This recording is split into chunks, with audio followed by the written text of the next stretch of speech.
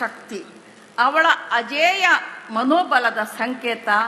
ಸ್ತ್ರೀತ್ವ ಅಂದರೆ ಕೇವಲ ಮೃದುತ್ವ ಅಥವಾ ತಾಯ್ತನ ಮಾತ್ರವಲ್ಲ, ಅದು ಅನ್ಯಾಯದ ವಿರುದ್ಧ ದಿಟ್ಟವಾಗಿ ನಿಂತು ಹೋರಾಡುವ ಶಕ್ತಿ ಕೂಡ ಹೌದು ಅನ್ನೋದನ್ನು ನಾವು ಆಕೆಯ ಬದುಕಿನಿಂದ, ಆಕೆಯ ಹೋರಾಟದಿಂದ ನಾವು ಕಲಿತಿದ್ದೇವೆ.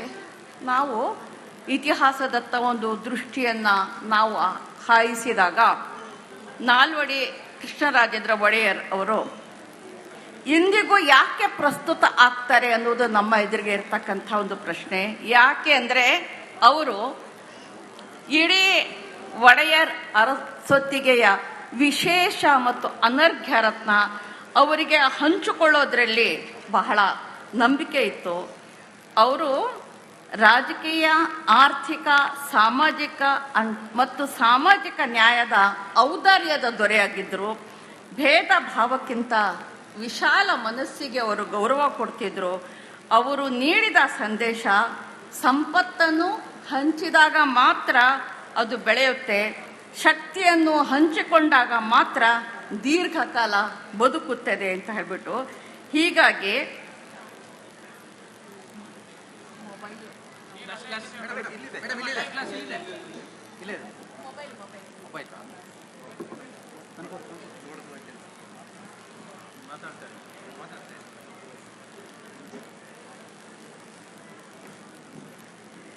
ಸ್ನೇಹಿತರೆ, ಇಷ್ಟು ಮಾತನ್ನು ಹೇಳಿ ನಾನು ಒಬ್ಬ ಸಾಹಿತಿ, ಒಬ್ಬ ಕವಯಿತ್ರಿ.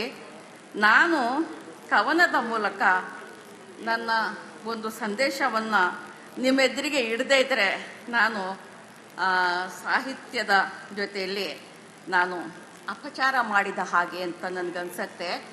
ನಾನು ನನ್ನ ಒಂದು ಕವನವನ್ನು ನಿಮ್ಮ ಎದುರಿಗೆ ಓದಲಿಕ್ಕೆ ನಿಮ್ಮ ಅನುಮತಿಯನ್ನು ಕೋರ್ತೀನಿ.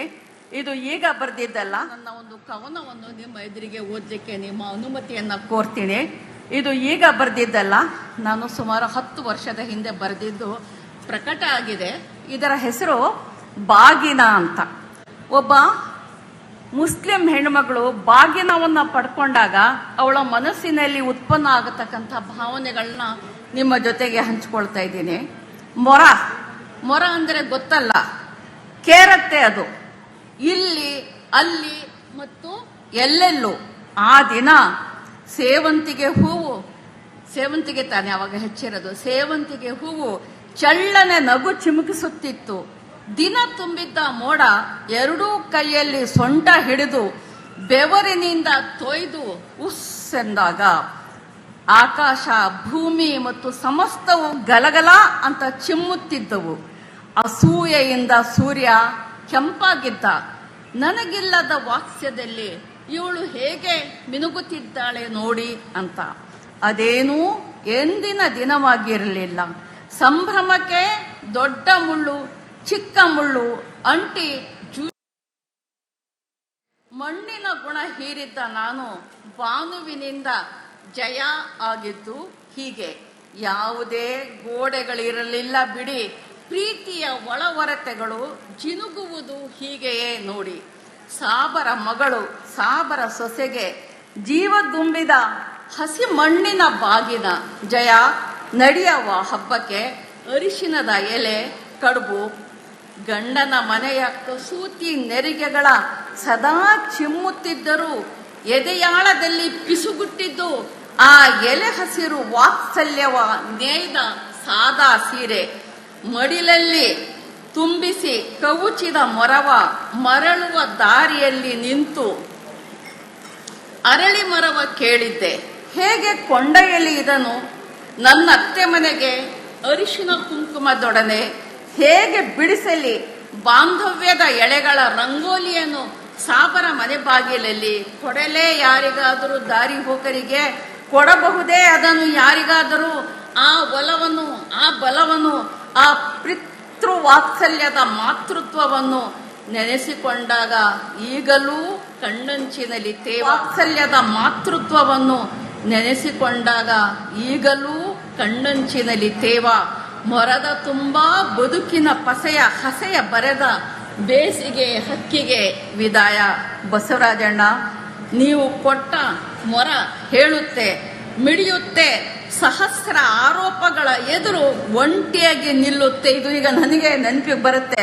ಸಹಸ್ರ ಆರೋಪಗಳ ಎದುರಿಗೆ ಬಸವರಾಜಣ್ಣನ ಪ್ರೀತಿ ವಾತ್ಸಲ್ಯ ನನಗೆ ಜೊತೆಯಾಗಿ ಒಂಟಿಯಾಗಿ ನಿಲ್ಲುತ್ತೆ.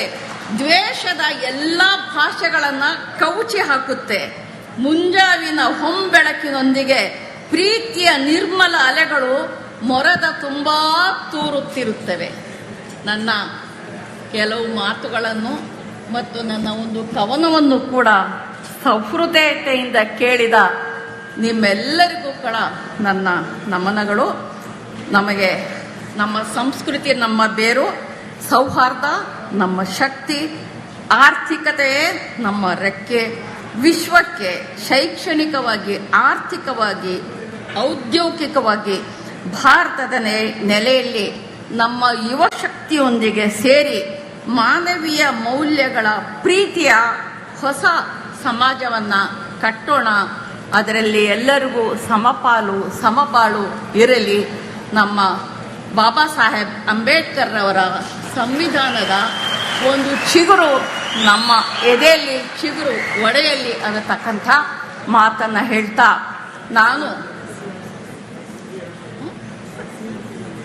ನಾನು ಇದುವರೆಗೂ ಸುಮಾರು ಕಾರ್ಯಕ್ರಮಗಳನ್ನ ನಡೆಸಿದ್ದೀನಿ, ಆಹ್ವಾನಿತಳಾಗಿದ್ದೀನಿ. ನಾನು 100 ಸಾರಿ ದೀಪಗಳನ್ನು ಬೆಳಗಿದ್ದೀನಿ. ನಾನು 100 ಸಾರಿ ಪುಷ್ಪಾರ್ಚನೆಯನ್ನು ಕೂಡ ಮಾಡಿದ್ದೀನಿ, ಮಂಗಳಾರತಿಯನ್ನು ಕೂಡ ಸ್ವೀಕರಿಸಿದ್ದೀನಿ. ನನಗೆ ಹೊಸದಲ್ಲ ಇದು. ಆದರೆ ಇದರ ಬಗ್ಗೆ ನಾಳೆ ಬಹುಶಃ ಒಂದು ಕನ್ನಡ ಪುಸ್ತಕ ಪ್ರಾಧಿಕಾರದಿಂದ ಬುಕ್ಕರ್ ಬಾನು ಬದುಕು ಬರಹ ಅನ್ನತಕ್ಕಂಥ ಒಂದು ಪುಸ್ತಕ ಪ್ರಕಟ ಆಗ್ತಾ ಇದೆ. ಅದರಲ್ಲಿ ನನ್ನ ಆತ್ಮಕಥೆಯ ಒಂದು ಭಾಗ ಪ್ರಕಟ ಆಗಿದೆ. ನನ್ನ ಮತ್ತು ಈ ಹಿಂದೂ ಧರ್ಮದ ಸಂಬಂಧ ಬಾಂಧವ್ಯ ಹೇಗೆ ಇದೆ ಅನ್ನೋದ್ರ ಬಗ್ಗೆ ಅದನ್ನು ನನ್ನ ಆತ್ಮಕಥೆಯಲ್ಲಿ ಬರೆದಿದ್ದೀನಿ. ಅದು ನಾಳೆ ಪ್ರಕಟ ಆಗ್ತಾ ಇದೆ. ಸಾಧ್ಯವಾದರೆ ಅದನ್ನು ದಯವಿಟ್ಟು ನೀವುಗಳು ನೋಡಿ ಅಂತ ಹೇಳಿ, ಎಷ್ಟೇ ರೀತಿಯ ಸವಾಲುಗಳು ಬಂದರೂ ಕೂಡ ದಿಟ್ಟವಾಗಿ ನಿಂತು ನನ್ನನ್ನು ಆಹ್ವಾನಿಸಿ ಈ ಕಾರ್ಯಕ್ರಮದಲ್ಲಿ ನಾನು ಭಾಗವಹಿಸುವುದಕ್ಕೆ ಕರ್ನಾಟಕ ಸರ್ಕಾರದ ಪರವಾಗಿ ನನಗೆ ಆಹ್ವಾನವನ್ನು ನೀಡಿ ನೈತಿಕವಾದಂತಹ ಒಂದು ಬೆಂಬಲವನ್ನು ಕೂಡ ನೀಡಿದಂತಹ ಸನ್ಮಾನ್ಯ ಮುಖ್ಯಮಂತ್ರಿಗಳಾದ ಶ್ರೀ ಸಿದ್ದರಾಮಯ್ಯನವರಿಗೆ ನಾನು ನನ್ನ ಕೃತಜ್ಞತೆಗಳನ್ನು ಸಲ್ಲಿಸಿ ನನ್ನ ಈ ಮಾತುಗಳನ್ನ ಮುಗಿಸ್ತೇನೆ. ನಮಸ್ಕಾರ.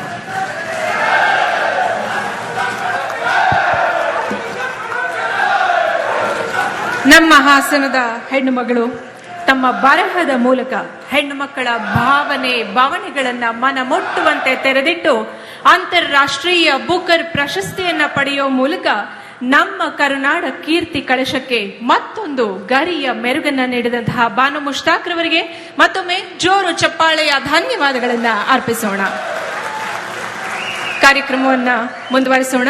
ಇನ್ನೀಗ ಸಭೆಯಲ್ಲಿ ಉಪಸ್ಥಿತರಿರ್ತಕ್ಕಂಥ ಚಾಮುಂಡೇಶ್ವರಿ ಕ್ಷೇತ್ರದ ಮಾನ್ಯ ಶಾಸಕರಾದಂಥ ಶ್ರೀ GT ದೇವೇಗೌಡ ಅವರು ಸಭೆಯನ್ನ ಉದ್ದೇಶಿಸಿ ಸರ್ವರನ್ನ ಉದ್ದೇಶಿಸಿ ಮಾತನಾಡಬೇಕು ಅಂತ ಹೇಳಿ ಕೇಳ್ಕೊಳ್ತಾ ಇದ್ದೇವೆ.